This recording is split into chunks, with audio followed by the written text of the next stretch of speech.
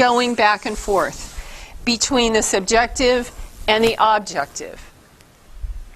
So a worldview is descriptive in that it tells us what is. It's normative in that it tells us what ought to be. It's both a sketch of and blueprint for reality.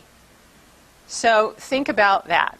That's how we view the world. And yet we all sort of go around thinking it is what it is out there, when in reality it is only what we think it is out there.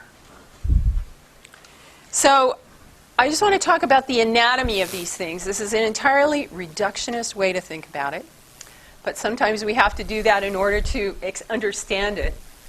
Think of worldview as a master perspective that is comprised of multiple paradigms that we subscribe to, a couple of which usually hold sway. You know, we all know people who subscribe to the traditional scientific paradigm, and if you can't prove it, if it's not tangible, then it isn't so. For others, it's the religious paradigm. You know, what God wants me to do is what I'm going to do, and that completely colors my worldview and everything about it.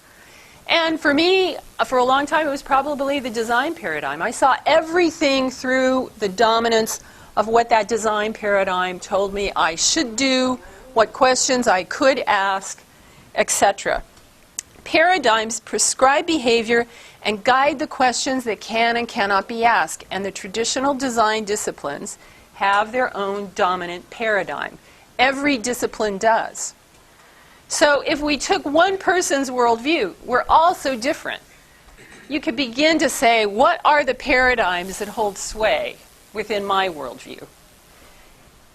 Design always arises